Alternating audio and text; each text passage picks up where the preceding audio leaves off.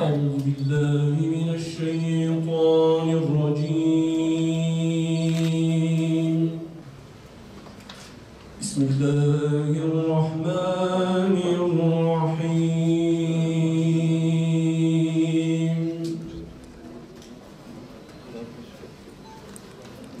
يا أيها الذين آمنوا كونوا قوامين بالقسط شهداء لله لكم أولياء إن استحبوا الكفر على الإيمان وأبناؤكم وإخوانكم وأزواجكم وعشيرتكم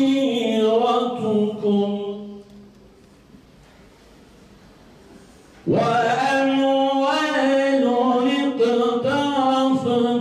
اقترفتموها وتجارة تخشونها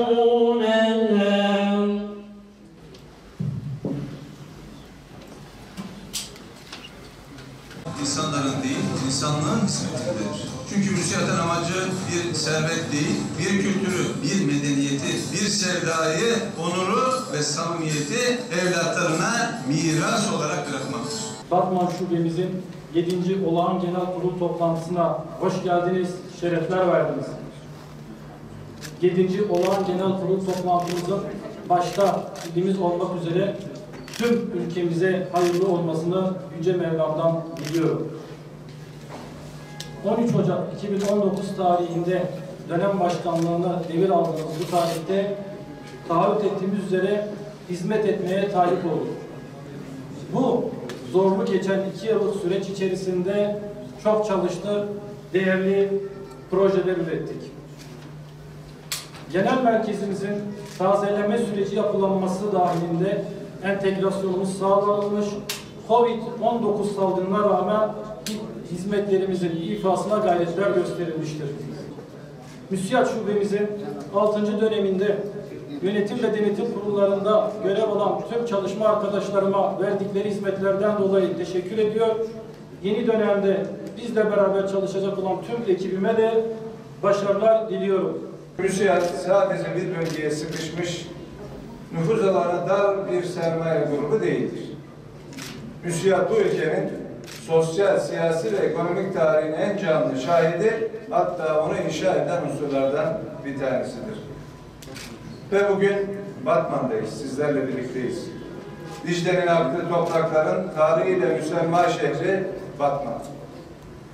Coğrafya kaderdir der İbn Haldun. Bir şehrin hayatı aslında onun coğrafyasının ona sunduğu şartların da aynı zamanda toplamıdır. Batman Çayı ve Dicle şehrimizin ana kaynağı olmakla beraber diğer küçük akarsuları ile birlikte şehrin gelişmesini de destekleyen bir yapısı bulunmakta.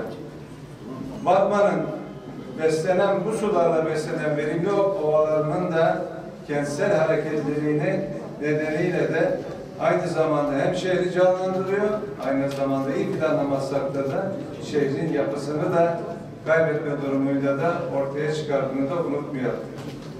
Batman'da evet göç var. Diğer illerimize göre şehrin kendi kaynakları, katma değeri yüksek bir şekilde de değerlendirilmesinin de önüne geçiyor belki de. Ama aradan 2,5 yıl geçti. Ben değerli dostlarım size şunu söyleyeyim. Bu söylediklerimle gördüklerim arasında özellikle de çok büyük bir gelişme var. Ben o bakımdan da tebrik ediyorum buna hizmet edenleri ve gerekli çalışmayı yapanları. Türkiye Petrol Anonim Ortaklığı verilerine göre Türkiye'de üretilen ham petrolün de %75'i Batman kuyularından sağlanmakta. Hem ülkeye hizmetiniz var, hem Batman'a hizmetiniz var. Yaklaşık 27.000 varil petrol çıkmakta Batman'da.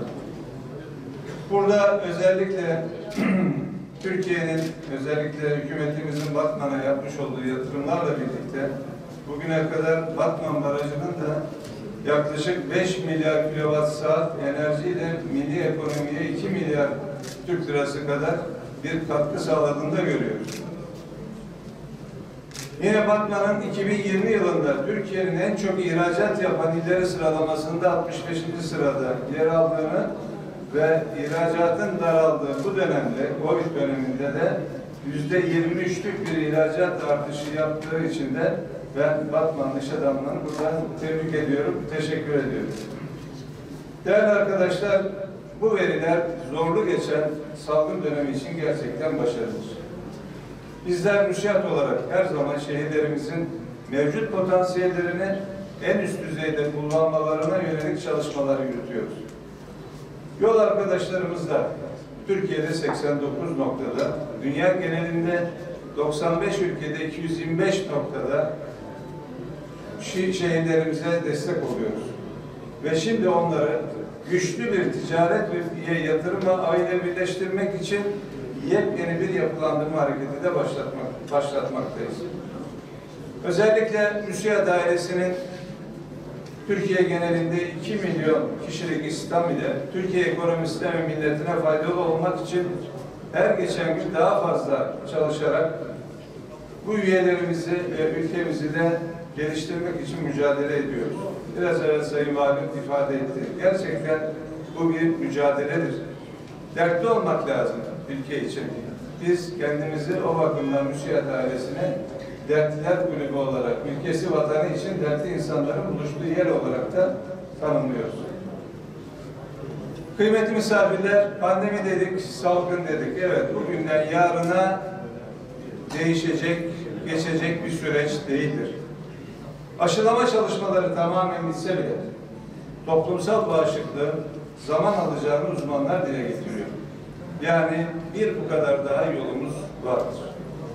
Tüm bunlar olurken aslında sessizce yeni bir yaşam biçimi hayatımıza girmekte ve bizlerce de sakince bu yeni kurallara uymak zorunda kalıyoruz. Elbette sosyal bir yorgunluğumuz var. Tepki mekanizmalarımızda biraz durulma da var. Dolayısıyla geçen sene yadırgadığımız birçok şeyin bu sene belki de alışkanlık edileceğiz ve hiç bu konularda bir tepkimiz olmayacak. Ama şunu söyleyelim ki epeyce bir süre teyakkuz içinde tedbirli olmamız gerekecek. Fakat bununla birlikte değerli arkadaşlar üretim alışkanlıklarımızda bir aksamaya neden olmaması için her zamankinden daha fazla gayret edeceğiz ve daha fazla çalışmamız gerektiğini altını da çizmek isterim.